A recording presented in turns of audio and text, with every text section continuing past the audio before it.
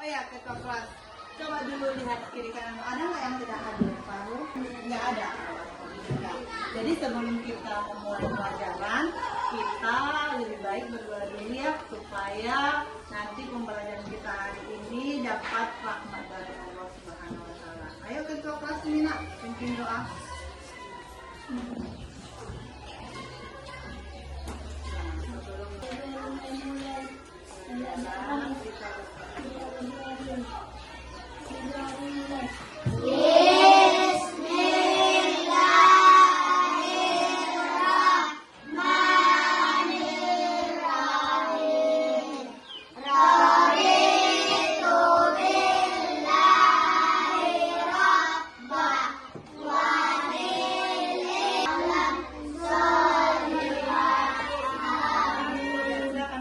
Terima kasih.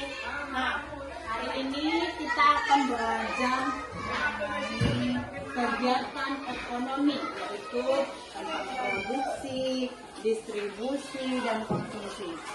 Jadi apa sih Ibu sebenarnya produksi itu? Nah, di sini Ibu akan jelaskan tentang produksi, distribusi, dan konsumsi. Nah, Ibu tanya dulu, kalian pernah nggak ke pasar? Pernah. Jadi kalian beli apa aja di pasar? Beli baju, beli buah-buahan, beli sepatu bagus, beli sepatu, beli baju, beli tas. Pernah nggak terpikir dari mana datangnya itu sepatu? Nah, dari mana coba? Dari sepatu itu ada pabriknya kan? Ada yang membuat sepatu, kemudian dibawa ke pasar, baru dijual sampai kita membelinya dan langsung kita pakai. Nah, jadi itu kegiatan ekonomi itu ini ada produksi, distribusi, dan konsumsi. Jadi kegiatan produksi itu kegiatan menciptakan dan menghasilkan suatu barang.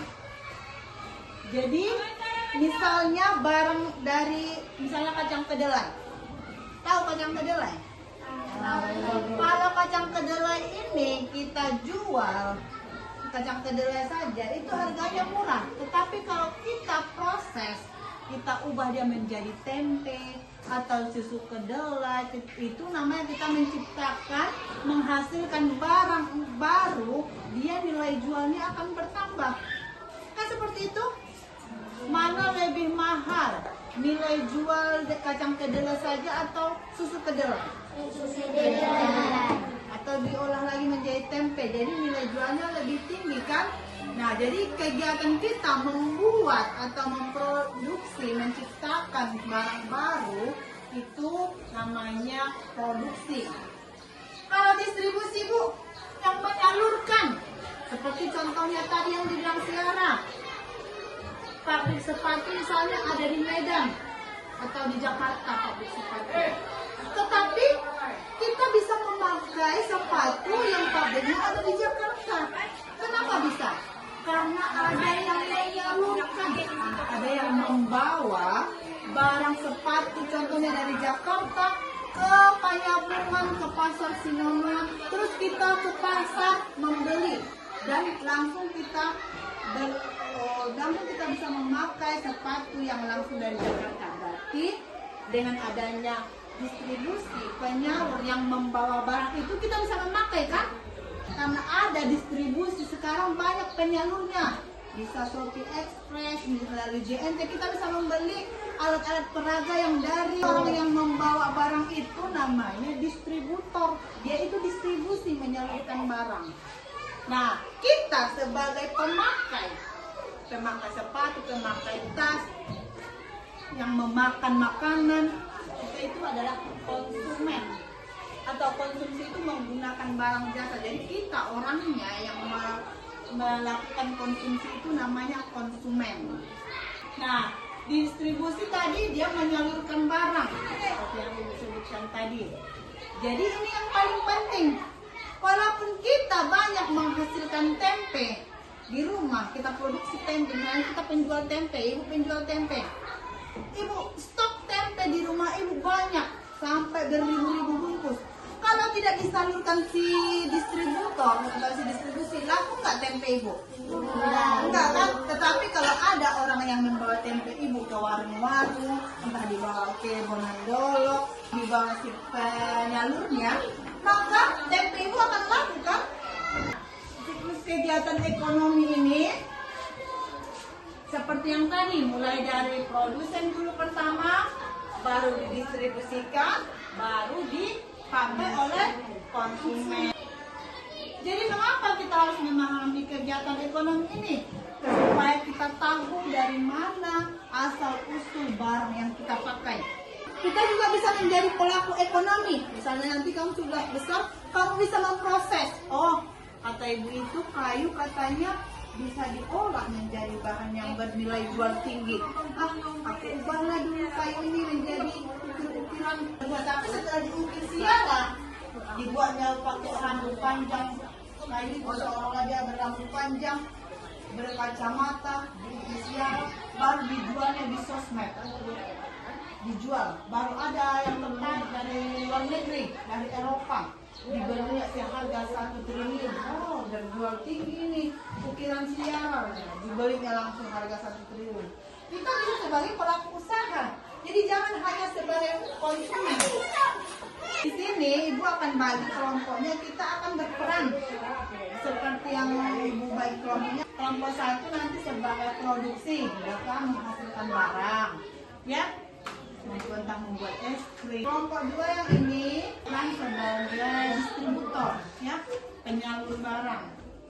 Kelompok 3 nanti sebagai konsumen, pemakai, bisa sebagai pembeli.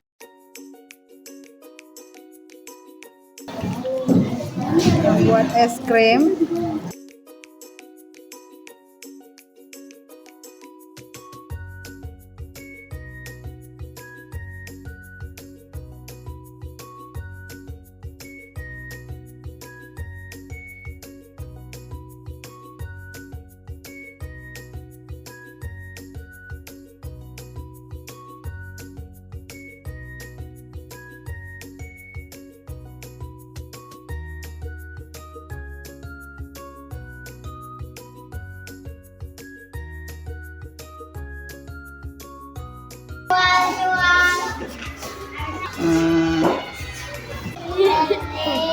Beli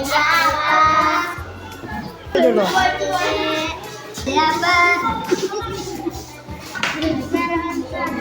Nah, di sini ada ibu buat soal mengenai ekonomi hari ini.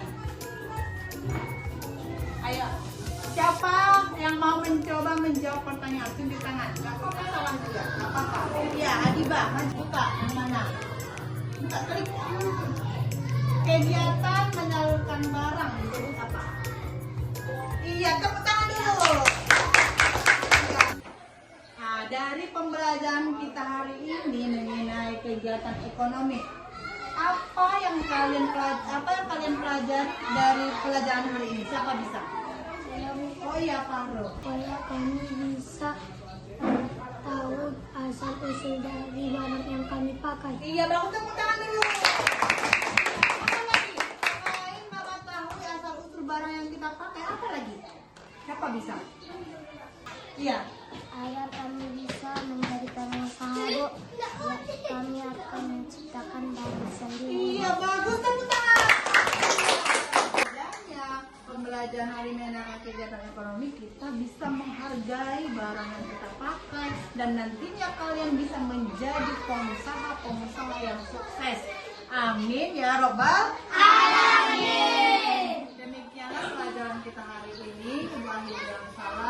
Assalamualaikum warahmatullahi wabarakatuh.